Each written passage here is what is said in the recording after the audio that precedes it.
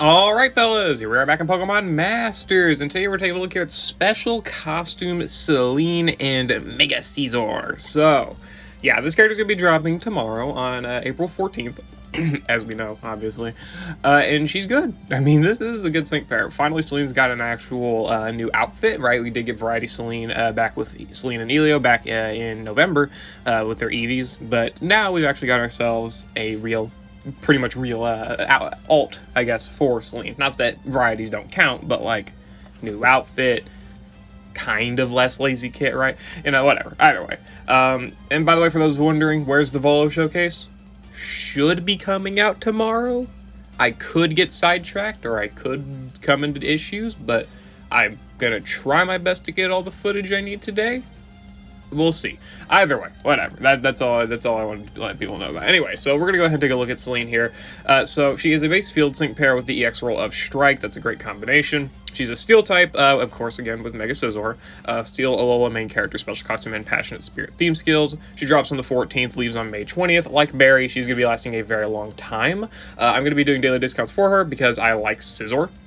I like Mega Scizor a lot more than Mega Heracross, which is why I'm skipping Barry pretty much entirely. So, yeah, and plus I like using Emmet more, but either way, I digress. So she does have a long time of duration, so if you want to maybe wait and see what else is available before finalizing your summon or skip on Selene, you could do that, of course, with the data mine, right? We also, of course, are getting a part 2 to the Special Costume event that has now been confirmed as of the releasing of the Special Costume event, where it said there will be a part 2 in late April. Anyway, whatever. Looking at her stats, at level 140 without 6-star EX, she has 670 HP, 404 attack, 185 defense, 172 special defense, and 267 speed. Pretty meager stats, I would say, just in general. The attack's fine. Of course, 6-star EX without the EX roll, 444 attack is good, HP's good, defenses are fine as well. And speed, speed gets better, but I don't think the speed's that great. I mean, I think your speed should be around like 350 if you want me to start considering it as solid. Either way, whatever. Whenever she Mega Evolves, again, considering 6-star EX stats, she has 269 in defense and 254 special defense, so she does get more bulk upon Mega Evolving and not necessarily more offensive power, which is probably a big thing on why she got the Strike EX roll, because that now actually does increase her offensive power, because it does give her some more health as well as more attack power. 484 attack, 830 health, and her defenses, of course, stay the same. With level 150 involved in that, she gets up to 506 attack, which is, of course, really good. These stats are definitely looking really strong for sure, especially those defensive stats. Selene, before we go into her actual abilities and whatnot, I will say that Selene, in my opinion, is a beast of a Gauntlet unit. She will be a beast of a Gauntlet unit due to her stats and other abilities in her kit, more so than she'll be a useful character in other game modes. She'll be good in other game modes, don't worry about that. But I'd say that where she's really going to shine is her capability probably in Legendary arenas. Anyway, so let's go into her actual moveset here. She's got Metal Claw, which is a 1-gauge spammable move that raises her attack at a 10% chance. Mostly just spammable. She's got her Trainer move loading to full power, which raises an ally's attack and crit by 2 stat ranks. Does this get NPR? It might. It might not. It does get NPR. So at 2 out of 5, you do get Trainer move NPR. So, I mean, if you want to maybe make abuse of this to either max her attack stat, which I think is a little bit less valuable, but you could do that, or maybe raise an ally's attack stat if you want to be supportive with her, then that could end up being relatively helpful, especially because I don't think she's going to be doing too much before she Mega Evolves anyway, so being able to support allies is good. Either way, she's self-sufficient, or she can be supportive. The option's always good. And then if we look at her, she's got Steel Wish, of course, so she's a Steel Zone setter, of course, on top of the Field EX roll. Definitely a better Steel Zone setter than Thornton, who literally had no method other than his Sync move. So she's good on that front. She's got the ability to set Steel Zone, and of course extend it on her Sync move with the Field EX roll. That's very nice for sure. And then she's got her big part of her kit. This is probably the biggest part of her kit.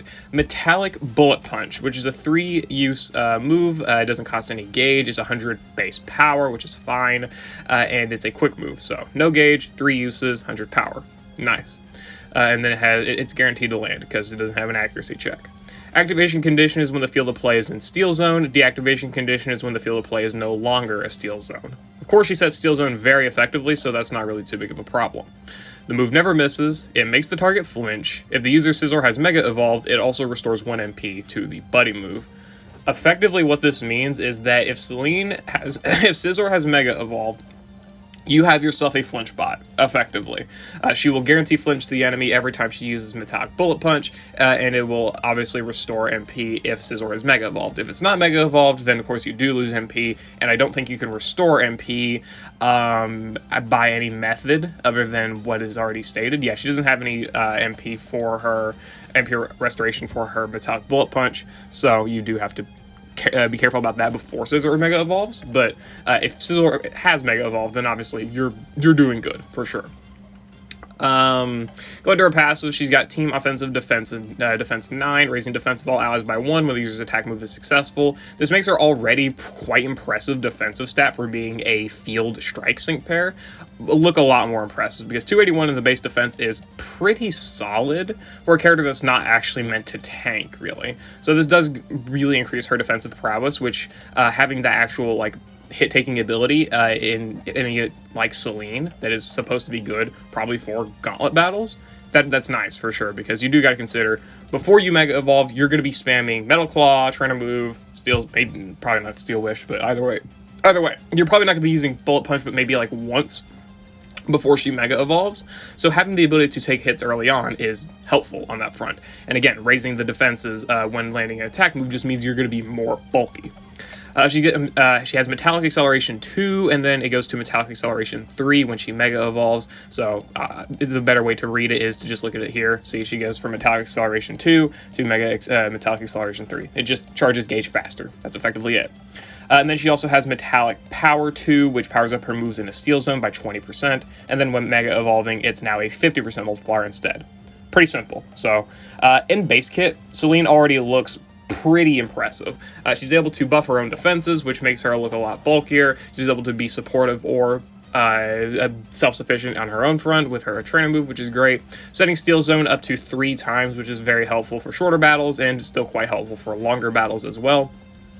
And she's got obviously her magnum opus, the infinite flinching buddy move, which is only downside is having to be Mega Evolved, which in itself is not too much of a downside, considering she gets a 30% extra DPS multiplier when Mega Evolving, and she gets a little bit more gauge acceleration for any time you may not want to use her buddy move, though really I think you're going to want to use her buddy move exclusively when Mega Evolved outside of setting Steel Zone again, right?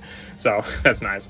And then her sync move effect, she doesn't have a sync move effect. Sadly, she would definitely have benefited a lot from having an actual sync move effect. Berry too, but I mean, 160 base power, it's still iffy, but either way, whatever. This is probably her only issue, is that you do have to Mega Evolve to make a big abuse of her kit, but if you're going to be doing Gauntlet solo specifically, you're going to have to sync with her anyway, because she's your only available sync pair. But outside of like that game mode, obviously in the stadium or whatever else, still Mega Evolving with her does have its value of setting the Steel Zone without having to use her trainer move. You can definitely make up for it by flinching the enemy a ton, and of course you do get that 30% power buff from Metallic Power, so there is some use in Mega Evolving with her outside of, you know, the Gauntlet, and obviously outside of getting her flinch NPR, right? So keep that in mind. But of course it does get better with dupes. I would say that investing in her with dupes is probably more recommended, especially when trying to justify using that sync move with its 160 base power and no multipliers to go off of outside of like Critical Strike 2, right? So looking at her at 2 out of 5, she gets Metallic Healing, Fierce Entry, Turn Move NPR, Gobsmack on Metal Claw, Sync Nodes, Steel Wish NPR, Natural Remedy, Super Duper Effective 2, and Bullet Punch Move Gale. You don't really need that. These are your best nodes. The sync nodes are very helpful, of course, in helping out her middle link sync power. This just makes her sync a little bit better. That's pretty much it. I mean, it's relatively helpful in that area.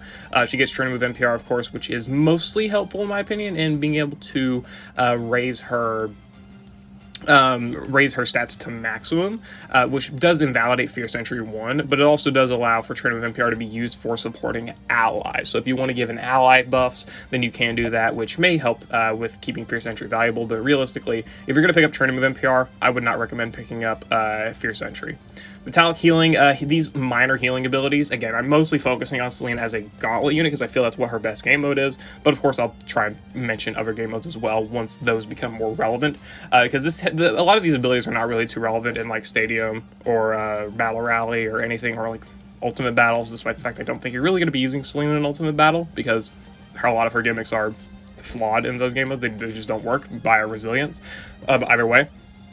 You do get the metallic healing, which is going to be helpful in the Gauntlet. These little minor healing abilities, like gradual healing, healing sun, whatever you want to call them, like refreshing rain, those type of things are extremely helpful in Gauntlets, because this just effectively means you get healing, and an enemy may hit you with a strong attack, and you just heal it back. Especially combined with Selene's flinching, so if there is some chance or some way that enemies hit through your flinching, right, by maybe you just queue up a move wrong, or you know, there's different circumstances, right? There's obviously different circumstances for which that can happen. Obviously, maybe you wait until you use your sync move a little bit later, or, you know, you do take too much damage before using your sync move just by unavoidable damage. This metallic healing allows you to heal up effectively for free, because you can, again, flinch lock the enemy for the most part, so it's helpful in that area. Gobsmack on Metal Claw is helpful for making the enemies hit themselves in confusion. Again, mostly just useful in the Gauntlet, but of course this can be used elsewhere to activate like multipliers, like foul fighting or that type of thing. But generally, this stuff is used to deactivate enemy gimmicks like Uxie, or to make enemies hit themselves in confusion. That's pretty much it, though. Really, considering everything, I mean, you're gonna be spamming Bullet Punch, so there's not too much time to use Metal Claw anyway. And just getting the flinch is infinitely better than getting the confusion. Though again, this is mostly gonna be helpful for like Uxie and whatnot. Super Duper Effective 2, I wouldn't say it's too helpful. This does help for her damage in like on-type stages, so like Stadium, Steel Week stages, or Battle Rally, those Steel Week stages, that type of thing. I'd say that's mostly where that's going to be helpful, but realistically, she's already got a 50% DPS multiplier with Metallic Power 5. I don't think you're going to need that extra 20%, especially on top of Crit Strike 2 if you do run that, so I think this is fine just to be left off if you want to pick up other things on the grid that in my opinion, I think are more valuable. Yeah, you could probably run something like that if you want to go for the -1 energy. Either way, and then of course on the bottom here, again, another Sync Node, and you get Natural Remedy, which restoring status conditions is helpful, like Tornadus is toxic, or Cresselia is toxic, the Thunder Wave, or the Paralysis from all of Registeel's moves, that type of thing can be helpful there. That's mostly its use, though, again, in the Gauntlet. That's pretty much where it is. And then Steel Wish NPR, useful for getting your Steel Zone back, because, again, in most battles, you're not going to be worrying about this. So if you want to get, like, a 2 out of 5 Selene grid, there it is. I mean, you're not going to need it in, like, Stadium and whatnot. But in the Legendary Gauntlet, you're going to probably need Steel Zone NPR. Maybe, I don't know. I mean, her power could be enough to just not warrant needing it. But, I mean, it's free if you're going for a 2 out of 5 run anyway. I mean, you can just invest the 2 energy. It's not that big of a problem. But what I mean is, like, you want the Steel Zone, because past your extended Steel Zone from your Field EX, right, you're only going to have 2 uses of Steel Wish left. So you want to make sure you have enough of that left to be able to spam Bullet Punch, because its activation condition, of course, is when there is Steel Zone in play. But I mean, either way, you're probably not going to be worrying about it too much. But I mean, the fact that the node's there at 2 out of 5 is great for the option to at least be able to use it. So that's awesome for sure. And also consider Selene's power, even just at 1 out of 5 with no dupes. I mean, if we want to just go look at her with the level 140 without the Strike EX roll, 444 base power attack, 100 base power move, directly buffed off of Steel Zone, and 50% multiplier here, and 20% multiplier from Critical Strike 2. She's already going to be looking pretty good in my opinion. So that's nice. I think her power is already going to be looking pretty decent, especially for all of her utility-based stuff. Either way, at 3 out of 5, she gets a lot more. Metal Claw Team Mind Brace 9, Haymaker, Steel Zone Extension, Steel Zone Team's Condition Nullification, more Sync Nodes. I'll go ahead and pop these in too. Metallic Surge 9, Head Start 1, Initial Guard, and Defense Crush 9. Most of these abilities are helpful in some way, it's just that you're going to have to budget in order to actually get them, because literally we're already at -40 energy, just from looking at them.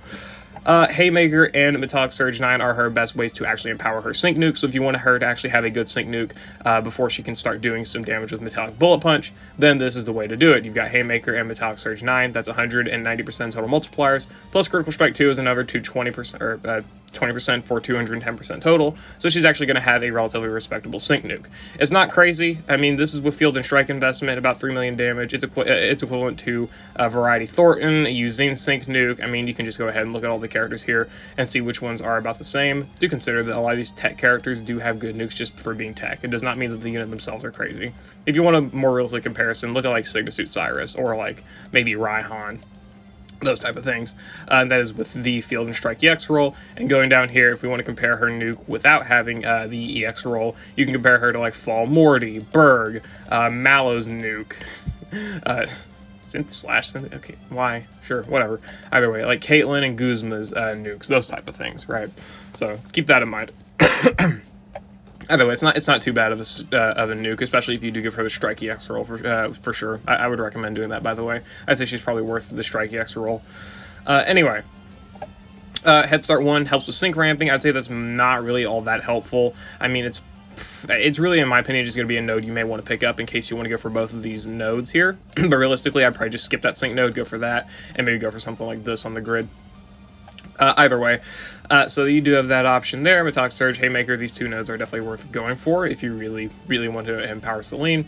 Mind Brace 9, this increases her special defense, or sorry, all ally special defense. It's effectively the same ability as Team Offensive Defensive, or Offensive Defense. So, except it's only limited to Metal Claw. For whatever reason, it's limited to Metal Claw, so it's mostly something you're probably going to be using early on, because obviously you want to preserve your bullet punches early on before you Mega Evolve.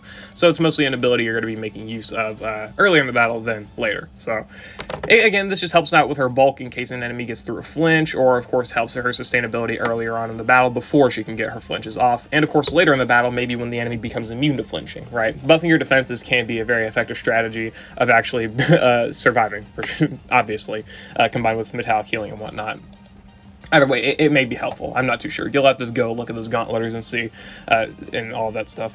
Either way, Defense Crush 9, also extremely helpful in just decreasing her direct damage, makes her bullet punches do more damage, makes her nuke do more damage, deactivates enemy gimmicks like Latias, right, those type of things. It's good, for sure. Getting defense, and Registeel, most notably, it's going to be useful for that, especially because you're already going to be spamming bullet punch to get the flinches in anyway. Getting in more damage is also going to be directly helpful, so this is definitely very, very nice for sure to pick up. If you can try and afford it, I would say it's probably a worthwhile pickup. Initial Guard, I wouldn't say it's all too worth picking up. I mean, what the hell is the enemy going to fucking hit you with turn 1 that's going to make you... If an enemy hits you with something turn 1 that makes you want to consider getting Damage Guard, you reset until they don't use it, or you're in a Legendary arena where she's probably going to struggle anyway.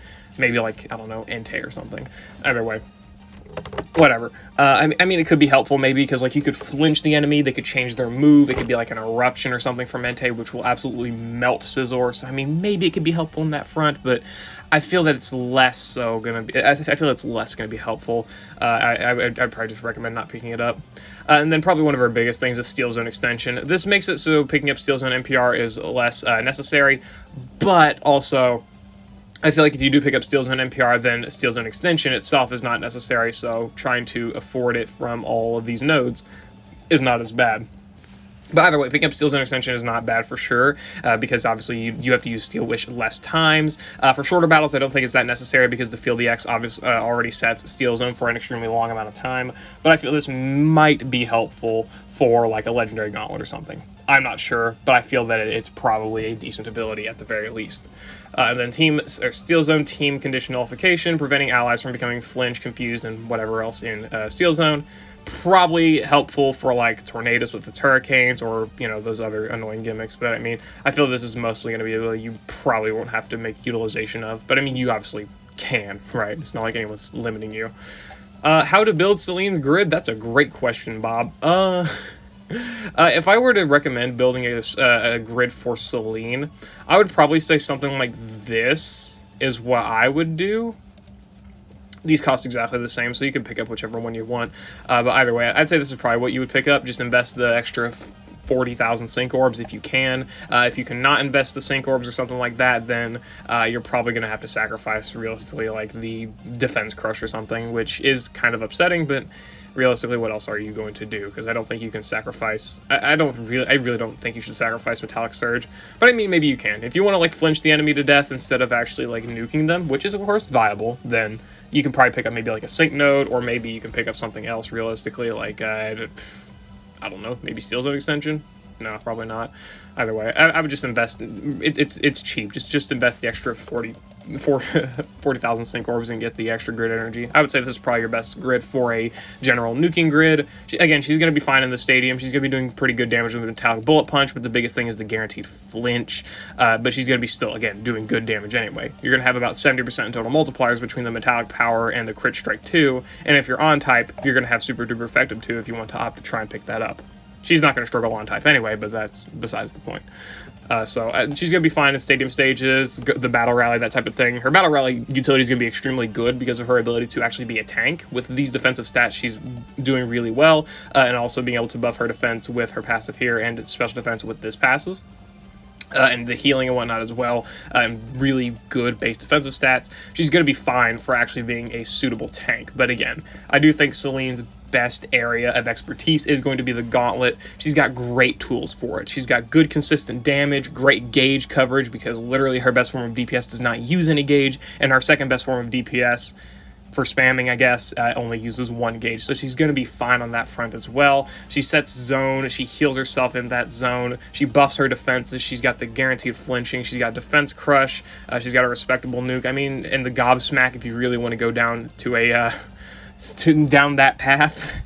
I hate relying on confusion and evasion and shit, but still, I mean, either way, that probably would help, right? So that's what I'd say. I'd say she's a really good character in the Gauntlet. She's gonna be really solid in the stadium as well. One thing that I would like to note is that she's not a better nuker than Marnie, not even close. Just because, of course, Marnie is a tech by innate. Like we look at Selene's base nuke here with the field and strike roll, and we got 3.1 million, we'll say.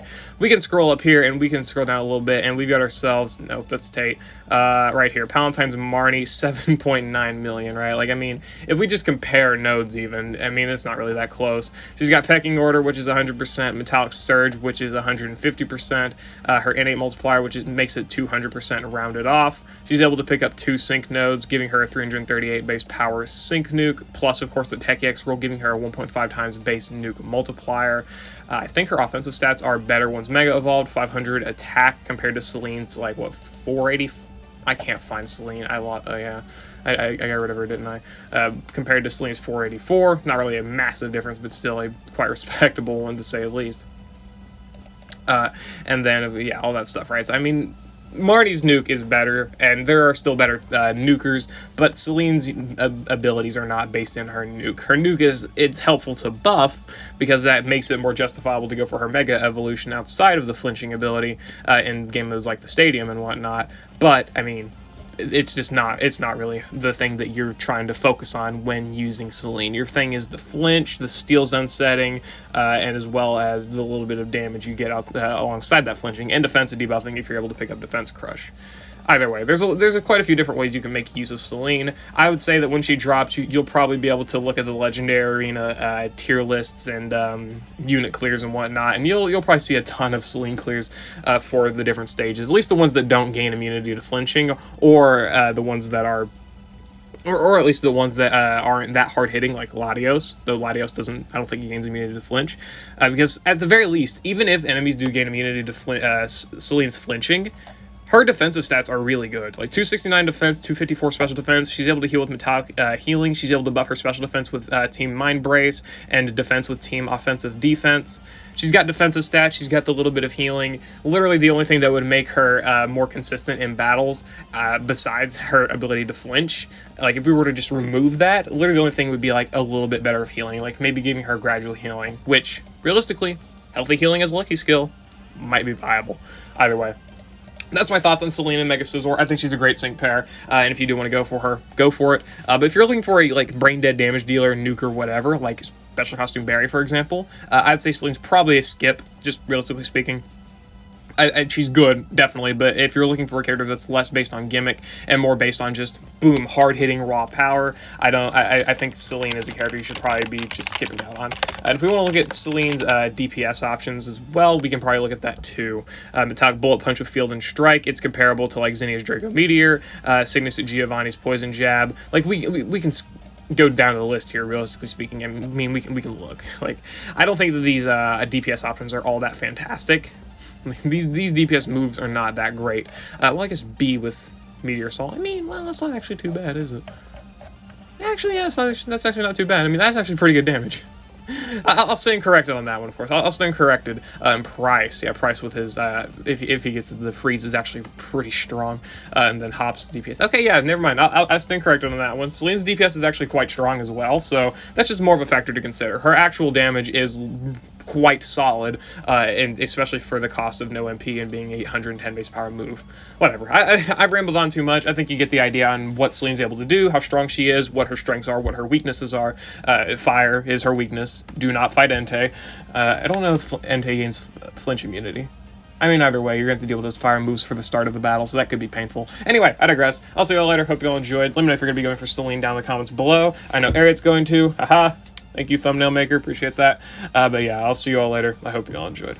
Also, by the way, submit art at my email or my Twitter or on Discord. I don't care. Just submit some art that you've made. I'll feature it on the channel if you're interested.